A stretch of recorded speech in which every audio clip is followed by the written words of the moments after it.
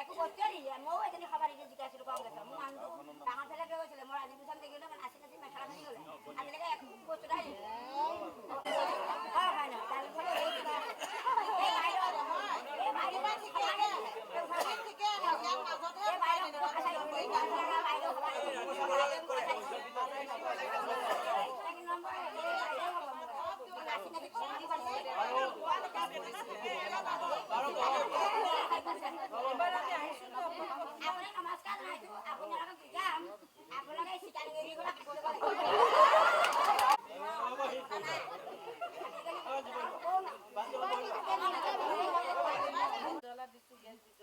উজ্জ্বলা আঁচনিটো এতিয়া কি হৈ গৈছে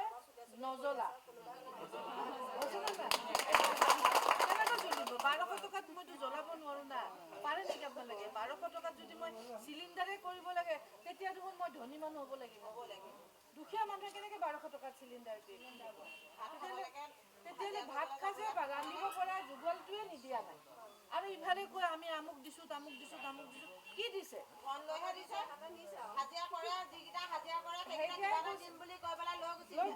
আপুনি চিন্তা কৰক যে এই বিজেপি চৰকাৰখনে আজি দুখীয়া মানুহক জীয়াই থকাৰ পৰা একদম মানে অধিকাৰ নাইকিয়া কৰিছে মানুহক মানে পৰিত্ৰাণ নোহোৱা কৰিছে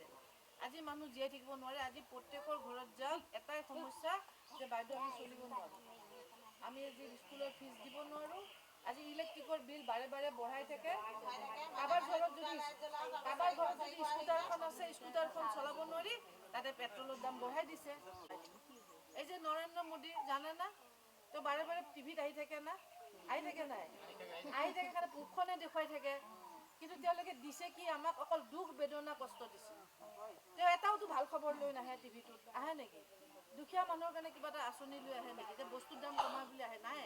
এইকাৰণে এই নৰেন্দ্ৰ মোদী হৈছে মিছলীয়া তে আপোনালোকে এই দলটো বিজেপি দলটো মিছলীয়া সেইকাৰণে আমি আপোনালোকক কৈছোঁ যে এই মিছলীয়া দলৰ লগত আৰু নাথাকিব এটা সময়ত ৰাইজে অলপ ভাবিছিলে যে বস্তু চস্তু কমাই দিয়ে নেকি দাম তে সেইকাৰণে ৰাইজে বিজেপিক ভোট দিছিল আমিও দিছে আমি কোৱা নাই দিছে আৰু কিন্তু গম পালে নহয়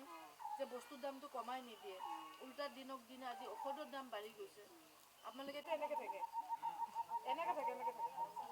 মানে জানে যে ঠেকেচিব বুজি পাইছে জানে সেইকাৰণে ভয় কৰে এইজন নেতাক ভয় কৰে নৰেন্দ্ৰ মোদীয়ে ভয় কৰা নেতাজন এতিয়া বৰ্তমান আপোনালোকৰ সমষ্টিৰ কেণ্ডিডেট এইজন হৈছে গৌৰৱ গগৈ সেইকাৰণে গৌৰৱ গগৈক আপোনালোকে হাতৰ ছবিত আপোনালোকে ভোট দিব এই হাতখন শক্তিশালী কৰিব লাগিব সেইকাৰণে আপোনালোকে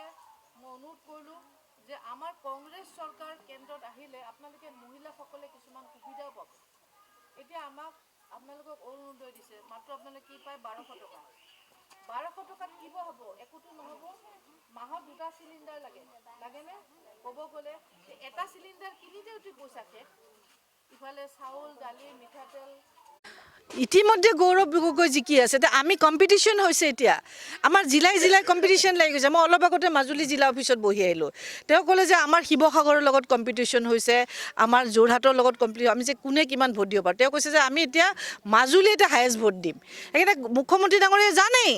যে গৌৰৱ গগৈ ডাঙৰীয়াই জিকিব তেওঁ কেনেকৈ ক'ব তেওঁ ক'ব নোৱাৰিব নহয় জিকিয়ে আছে যিজন ব্যক্তি জিকিয়ে আছে তেওঁৰ আৰু সংখ্যা দি কি লাভ আছে সেইকাৰণে কিমান ভোটত জিকিব সেইটোহে আমি এতিয়া বিবেচনা কৰি আছোঁ জিন্দাবাদ জিন্দাবাদ জিন্দাবাদ তিনটা নাম এটা দাও জিন্দাবাদ জিন্দাবাদ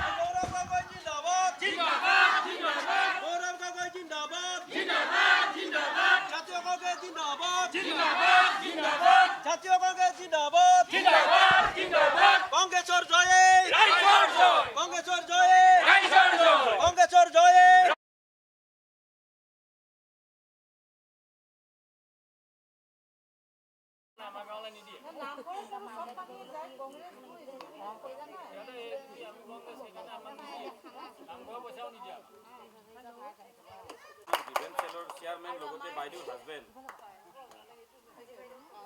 মণ্ডল প্ৰেচিডেণ্ট আমাৰ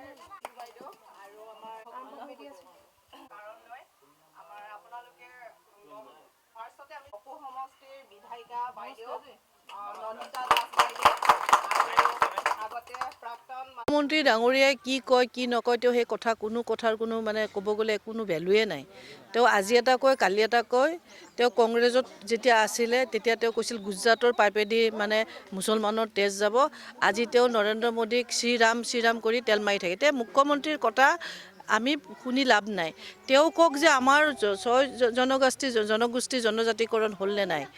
ব্ৰহ্মপুত্ৰ নদী খনন হ'লনে নাই, এক্সপ্ৰেছ হাইৱে হ'লনে নাই, আমাৰ খিলঞ্জীয়া লোকে তেওঁলোকৰ মাটিৰ অধিকাৰ পালেনে নাই, নিবনুৱাসকলক চাকৰি দিলে নাই, এইবিলাক কথা কওক। কোন যাব কোন নাযাব সেই কথাবিলাক এতিয়া ক'ব নালাগে। আৰু কংগ্ৰেছ দলটো এটা সাগৰ সদৃশ্য। এই সাগৰ সদৃশ্য দলটোত যদি এটোপা পানী ওলাইও যায় ই কোনো ক্ষতি কৰিব নোৱাৰে। আৰু হাজাৰ হাজাৰ মানুহ EVMৰ মেচিনত আপুনি গম পাব যে কিমান মানুহ আমাৰ দলত নতুনকৈ আৰু আহিল। সেইকাৰণে EVMে ক'ব যে কোন গ'ল, কিমান গ'ল আৰু কিমান আহিল। সেইকাৰণে আমাৰ লক্ষ্য ৰাইজৰ সেৱা। আৰু গৌৰৱ গগৈ ডাঙৰীয়া এজন যোগ্য ব্যক্তি, বলিষ্ঠ কণ্ঠ। পাৰ্লামেণ্টত তেওঁ অসমৰ স্বাৰ্থত তেওঁ মাত মাতি আছে। আৰু তেখেতক যদি পঠাব পাৰে ৰাইজে তেওঁহে গৈ মাত মাতিব। কিন্তু বিজেপিৰ যোজন শুই থাকিব, মনে মনে বহি থাকিব। তেওঁক পঠালে কামত নাহিব। সেই কথাটো ৰাইজে বুজি পাইছে।